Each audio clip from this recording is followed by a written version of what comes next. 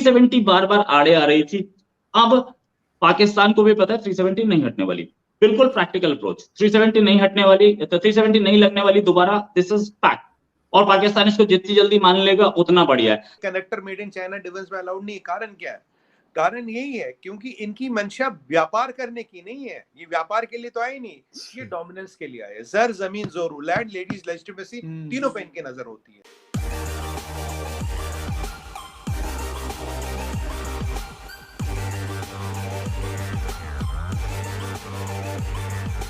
नमस्कार दोस्तों, कैसे हैं आप लोग। मैं आज आपके सामने फिर लेके आ गया हूं आज की न्यू वीडियो, जिसमें हम लोग बात करेंगे कि हाल ही में बहुत सारी रिपोर्ट पब्लिश हो रही है, जिसमें ये अंदाज़ा लगाया जा रहा है कि जो एससीओ की मीटिंग जो ताश्किल में होने वाली है, जिसमें पाकिस्तान और भारत की विदेश मंत्रियों के बीच में बैठक होगी। अब इस रिपोर्ट में कितनी सच्चाई है ये तो हमें बाद में ही पता चलेगी। मेनली इस बैठक में ये चर्चा होगी कैसे पाकिस्तान और भारत के संबंध में सुधार आ सके, जिसमें ट्रेड का भी बात होगा। जैसे कि दोस्तों आपको पता है कि पाकिस्तान और भारत के बीच में जो ट्रेड होते हैं वो लगभग 2 बिलियन से 3 बिलियन डॉलर के बीच में होते हैं, जो भारत के लिए पीनट के रूप में है, लेकिन पाकिस्तान के लिए बहुत बड़ी रकम है। यही सब प्रोडक्ट दूसरे देशों से जब मंगाता है तो उससे बहुत ज़्यादा खर्च पड़ती है, जबकि भारत और पाकिस्तान के बॉर्डर आपस में जुड़े होने के कारण ये प्रोडक्ट भारत से वो इजीली मंगा सकता है कम पैसे के खपत में। लेकिन इसी बैठक से रिलेटेड एक और खबर आ रही है कि पाकिस्तान भारत के सामने 370 का मुद्दा उठा सकता है, लेकिन भारत ने अपना स्टैंड क्लियर रखा है कि कुछ भी हो जाए भारत वापस 370 लागू नहीं करेगा, चाहे पाकिस्तान से संबंध अच्छे हो या और भी ज़्यादा बिगड़ जाए। तो चलिए वीडियो में आगे बढ़ते हैं। वीडियो में आगे बढ़ने से पहले मैं आपसे रिक्वेस्ट करूंगा कि मेरे चैनल को सब्सक्राइब करें, वीडियो लाइक करें, वीडियो शेयर करें और अपना फीडबैक कमेंट के रूप में दें। धन्यवाद। 370 नहीं लगने वाली दोबारा, दिस इज फैक्ट। और पाकिस्तान इसको जितनी जल्दी मान लेगा उतना बढ़िया है। हम लोगों को यहाँ पे एक बात और समझनी पड़ेगी कि कश्मीर इशू अपनी जगह चल रहा था और तब भी हम लोगों ने समझौता चलाई थी, मुनाबा कोकराबार चलाई थी, मुजफ्फराबाद बस चलाई थी, दिल्ली लाहौर बस चलाई थी, ट्रेड चल रहा था। तो उस लेवल पे हो सकता है, उस लेवल पे पूरा ना आए, लेकिन हाँ धीरे धीरे हम लोग एक दूसरे के कंट्री में अपने हाई कमिश्नर तो रिस्टोर कर ही सकते हैं। वो तो बहुत आराम से हो जाएगा और उसके लिए कोई ऐसा वो भी नहीं है कि 370 लगनी है नहीं लगनी है, वो सारी चीजें ये तो इस पर हम बात कर सकते हैं, दोनों प्राइम मिनिस्टर्स बात कर सकते हैं, लेकिन बातचीत होगी कि नहीं, दैट स्टिल डिपेंड्स ऑन कि कितना बैकडोर पे काम हुआ है। बैकडोर नेगोशिएशंस किसी भी नेगोशिएशन को सक्सेसफुल करने के लिए सबसे इंपॉर्टेंट होती है। बैकडोर पे क्या बातचीत चल रही है वी डोंट नो। और साथ में बिलावल भुट्टो जरदारी का जो स्टेटमेंट था कि हमें इंडिया से बात करनी चाहिए, मीडिया के थ्रू बात नहीं होती, बड़ा एनकरेजिंग स्टेटमेंट था। तो देखते हैं क्या होता है। हम वैसे तो हुआ है ऐसे, मुशर्रफ साहब ने भी जाकर के वाजपेयी साहब से हाथ मिलाए थे और बात नेपाल में बातचीत भी हुई, बहुत जगह बातचीत हुई है और हो सकता है इस बार बातचीत भी हो जाए। ये भी हो सकता है कि मीटिंग हो जाए और खबर बाद में आए कि मीटिंग हो गई है। बहुत सारे तरीके होते हैं। हमारे जो नवाज शरीफ साहब हैं, शहबाज शरीफ साहब हैं, प्राइम मिनिस्टर मोदी हैं, इन सब के पास पॉलिटिकल एक्सपीरियंस की कमी नहीं है, दे नो इट। और डिप्लोमेसी में ये लोग बड़े एक्सपर्ट हैं और बहुत साल से कर रहे हैं। तो ये बात सोचने वाली है कि ये लोग किस तरीके से गेम खेलते हैं, दे नो इट। पर दोनों साइड्स को, इंडिया को और पाकिस्तान को, दोनों को टॉक की जरूरत तो है, इसमें कोई शक नहीं। और जरूरत ट्रेड की भी है। जैसे ही ट्रेड खुलेगा होस्टिलिटीज कम होनी शुरू हो जाएंगी, क्योंकि दोनों साइड्स को पैसा मिलेगा, दोनों साइड्स को सामान मिलेगा, होस्टिलिटीज कम होनी शुरू हो जाएंगी। अभी तो सिर्फ एक रेटोरिक चलता है कि ठीक है हम इंडिया के खिलाफ है, हम इंडिया के खिलाफ रहेंगे, या पाकिस्तान के खिलाफ है, पाकिस्तान के खिलाफ रहेंगे। जिस समय हमारा ट्रेड बढ़ेगा उस समय ये हॉस्टिलिटीज कम होंगी। इंडिया और चाइना भी तो हैं, दोनों स्टैंड ऑफ पे हैं, हमारे बॉर्डर पे दोनों के सैनिक मारे जा चुके हैं, उसके बाद भी हम 125 बिलियन डॉलर पे ट्रेड कर रहे हैं। ये एक मिसाल है अपने आप में कि दोनों बॉर्डर पे मिसाइल लगा के खड़े हैं, टैंक, तोप, एयरफोर्स, सुखोई सब कुछ लगा हुआ है, उसके बाद भी ट्रेड चल रहा है।